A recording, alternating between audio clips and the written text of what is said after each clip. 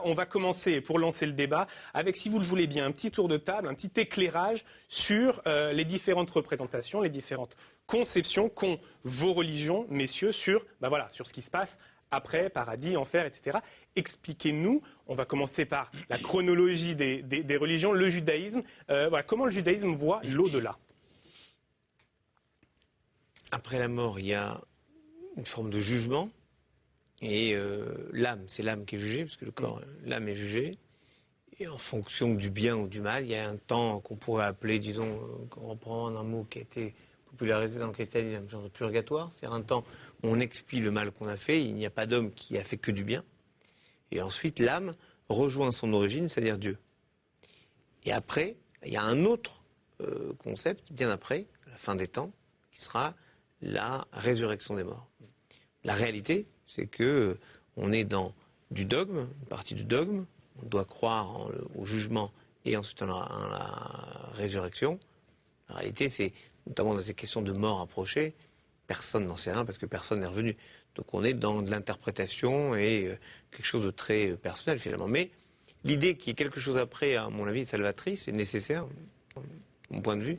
Parce que c'est la seule façon d'accepter toutes les injustices apparentes, les inégalités qu'il peut y avoir sur Terre. Alors, des rationalistes vont nous dire, vous avez bien inventé le truc pour vous rassurer comme vous pouvez. Je ne peux pas leur dire vous avez tort. Je ne peux pas leur dire vous avez tort.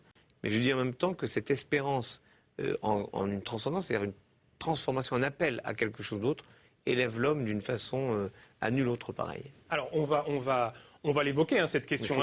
Oui, bien sûr, justement. Est-ce que c'est des représentations qui ont été inventées pour nous rassurer?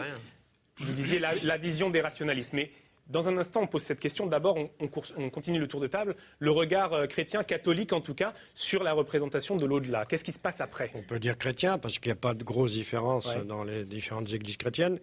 La grosse différence entre le judaïsme et l'islam, c'est nous croyons dans la résurrection. La grosse différence entre le judaïsme et l'islam, c'est nous croyons dans la résurrection. Et non seulement la résurrection. Il en a parlé aussi. Non, mais le livre des Maccabées, ça je sais. C'est assez tardif d'ailleurs. Mais... Résurrection, mais résurrection de l'âme et du corps. Nous aussi. Ah, ça je ne savais pas. Tu dois le préciser. Oui. C'est pour ça que les gens veulent être enterrés dans le judaïsme, au mont des Oliviers, à Jérusalem. Oui, à Jérusalem, qui est l'endroit où, d'après les textes, débutera la résurrection des morts, du corps. Alors c'est à la fin des temps, ça, à la fin des temps. Mais il n'y a pas de droit à l'immortalité de l'âme. C'est ça qu'il faudrait bien comprendre. C'est-à-dire que pour nous qui croyons dans le Christ ressuscité d'entre les morts, c'est la puissance du Christ qui nous fait surgir de la mort. Ce n'est pas un droit en aucun cas. Juste l'éclairage sur paradis et enfer. À quoi ressemble le paradis, à quoi ressemble l'enfer? C'est une image métaphorique. C'est une image métaphorique. Si l'on pense que l'homme a été créé à l'image de Dieu, quels sont les trois points qui le font converger métaphoriquement? C'est l'intelligence, la liberté et l'amour. Nous sommes intelligents, mais pas beaucoup. On sera suprêmement intelligents. Ça devrait vous rassurer. On sera suprêmement libre, mais libre d'aimer, uniquement d'aimer, mais libre d'aimer, uniquement d'aimer. Et troisièmement, nous serons dans l'amour, enfin, total et infini. Quel amour? Quel amour? L'amour de Dieu et des hommes. Car la vision du jugement des fins dernières, c'est une vision communautaire. C'est pas un petit salut individuel. Alors Malek, le regard musulman, là aussi on retrouve l'idée d'un jugement. Il y a un mixte un peu entre les deux visions, à la fois chrétienne et juive, essentiellement juive. Donc on fait un peu il y a un paradis, un enfer. Il y a les mérites d'ici-bas qui vont être comptabilisés dans l'au-delà grâce à un jugement. Grâce à un jugement d'abord dès l'arrivée dans la tombe. Et qui jugement devant Dieu. Ce sont des anges. Des anges. Parce qu'il y avait des musulmans qui m'avaient dit que c'était Aïssa qui présidait le jugement. Oh, ils ont trouvé ça. C'était pour te faire plaisir. Non, Aïssa, on le réserve à autre chose. Alors expliquez pour ceux qui ne connaissent pas. Aïssa, c'est Jésus. D'accord.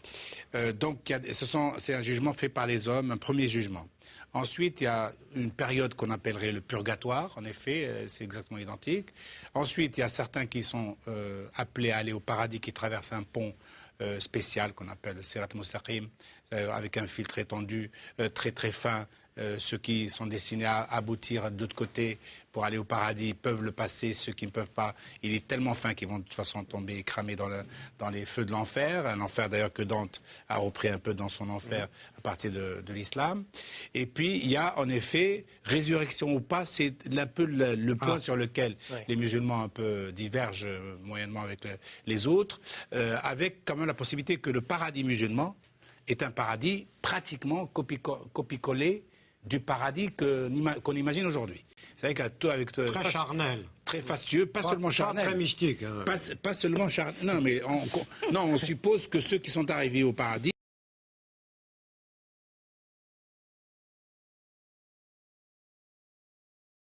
il y a des femmes, il y a des ouvriers, je sais pas quoi. Il y a des femmes, il y a des ouvriers, je sais pas quoi. Il fait une obsession là sur les femmes. Il fait une obsession là sur les femmes. Il fait une obsession là sur les femmes. Il fait une obsession. En plus, c'est des vierges.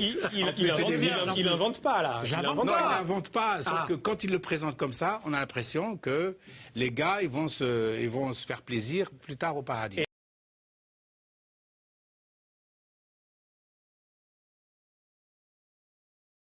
Et c'est pas ça. S'ils sont déjà arrivés au paradis, c'est déjà des anges. Parce que c'est déjà réservé aux gens qui ont subi toutes ces épreuves-là. Les anges n'ont pas de sexualité. Non, mais c'est des anges au point de vue des appétits, au point de vue du comportement, voilà. C'est-à-dire qu'ils sont au-dessus de cela. Non, mais ça me rassure pour les vierges. Un point quand même. L'islam a tellement mis le paquet, si je puis dire, sur la vie d'ici-bas. Il dit, si vous n'avez pas réussi votre vie d'ici-bas, vous ne réussirez pas la vie de l'au-delà.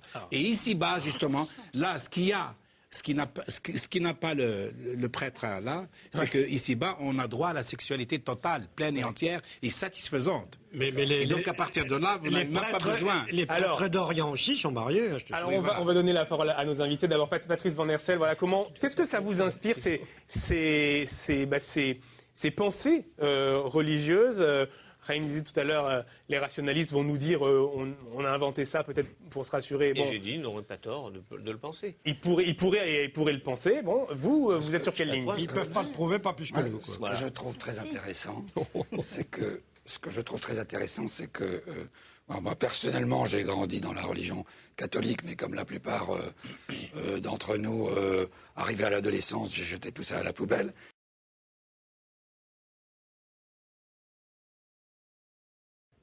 Eh bien, je me suis retrouvée bien sûr sur la table d'opération et j'ai pris conscience que j'étais à la hauteur du plafond. J'étais sortie de mon corps. Je n'ai aucun souvenir du processus qui m'a fait sortir de mon corps. Je me suis trouvée d'abord dans un abîme de ténèbres, de silence. Là, à ce moment-là, j'ai pris conscience d'être morte. Et pourtant, j'étais beaucoup plus lucide qu'avant. Mes pensées fonctionnaient beaucoup plus vite. Et je me suis dit, ça y est, ma fille, tu es morte. Et au loin, j'ai vu une petite lumière, une pointe d'aiguille de lumière, pas plus que ça. C'était tout le bonheur du monde qui revenait. J'étais propulsée à toute vitesse vers cette lumière. J'avais une vision du passé, du présent et du futur de notre humanité. Tout était là. Et donc, on me disait que la vie était partout dans l'univers. Et c'est vrai que j'ai vu qu'il y avait d'autres humanités, c'est sûr. Oui. Et on me disait on m'enseignait aussi sur la nature de Dieu. On me disait que Dieu était la force, le mouvement et la vie. Et que lorsque je mourrai, on ne me demandera pas de quelle religion es-tu, de quelle philosophie ou de quelle race, mais comment j'ai aimé, qu'est-ce que j'ai fait pour les autres, parce que c'est la qualité d'être qui est importante. On pourrait appeler ça, par exemple, un rêve. C'est très bien. C'est une sorte de rêve. Alors, ces éléments spéculatifs, messieurs, je reviens au témoignage qu'on a entendu. Est-ce que ça fait écho, finalement, à ce que vous avez dessiné tout à l'heure, c'est-à-dire l'âme qui est distincte du corps? C'est-à-dire le corps, ok, on disparaît, on a un temps de vie, mais l'âme, elle, continue son parcours, si je puis dire. Est-ce que c'est comme ça que vous entendez ce témoignage? Non. Moi, ça m'a posé, quand j'ai commencé à m'intéresser à ces questions, et puis en préparant l'émission, c'est vrai que ça pose des questions d'ordre, je sais pas, métaphysique, parce que je vais te donner un exemple très précis. Quand on voit une femme, c'était l'exemple que j'avais vu, moi, pas cette émission, cette dame est très touchante, une femme qui raconte ce type d'expérience en disant « j'ai vu Jésus m'accueillir avec le symbole de la croix ». Bon. Moi, je sais pas, je suis juif, donc c'est pas forcément Jésus, même s'il était juif, qui est censé m'accueillir. Maintenant, je sais pas où je serai, mais bon. Et c'est un juif. Oui, c'est ce que je te dis, c'est un juif, donc ça pourrait aussi marcher. Mais en l'occurrence, c'est pas comme ça, et je suis pas certain qu'il y ait des croix. Ceci dit, je pense autrement, et tu penses autrement, et Malek pense autrement. Et je me suis dit, la seule façon de m'en sortir, c'est de me dire que chacun, dans sa culture propre, ou dans son aspiration à un idéal, même s'il est, comme vous le disiez très justement, distant, mais il a quand même une sorte de matrice culturelle et culturelle de ce qu'il attend, de ce qu'il espère. À ce moment-là, il transpose inconsciemment une image sur ce qu'il perçoit, même si en réalité... Est-ce que ça suffit à expliquer quand elle dit, voilà, j'étais dans la pièce d'à côté, j'ai vu mon mari, enfin voilà. Pour moi... Il y a quelque chose de troublant quand même. Pour moi, ça peut pas être, bon, même si je rigolais tout à l'heure avec le mot expérience pas, oui, c'est pas de l'ordre de l'expérience. C'est quelque chose qu'on a tendance à réécrire. Et on le voit dans la Bible. J'ai cherché, j'ai trouvé pas de mort imminente, on le voit dans la Bible. Un instant, parce que ça, c'est quand on voit la distance entre ce que la personne rêve, on le voit avec le pharaon, parce qu'on parlait de l'Égypte tout à l'heure, pharaon dans la Bible, dans la Genèse, rêve un rêve que la Bible nous raconte, et juste après, on voit comment il le raconte à ses magiciens. Et il y a un hiatus. Ce qui veut dire qu'on a toujours tendance à réécrire, même inconsciemment, une histoire qu'on a vécue, parce qu'il faut que ça colle avec nos aspirations. Oui, après la négation de l'humanité, on rêverait qu'après, ce soit au moins comme on l'a rêvé. Donc forcément, on aurait tendance à réécrire une humanité qui, dans sa post-humanité, serait un peu plus belle. Oui, vous avez des représentations de l'au-delà. Vous avez, et c'est très intéressant de vous entendre, moi j'adore ça, des images et des imaginaires différents de l'au-delà. Mais je suis vraiment d'accord. Et c'est sans doute, ces imaginaires ont une fonction dans la vie, et vous l'avez dit. Alors Malek, juste votre réaction à vous aussi sur ce témoignage. Mais parce que voilà, là... Chacun apporte une grille de lecture et un éclairage, mais ça vous rend pas, ça vous rend pas mystique d'entendre ça? Non, parce que j'avais envie de dire si ça peut nous aider à mieux vivre. Les scientifiques parlent de déni de réalité. On parle de tabou, les psychanalystes aussi. On parle de tabou, le mot tabou, ça veut dire qu'on n'y touche pas, donc on laisse la situation telle qu'elle est.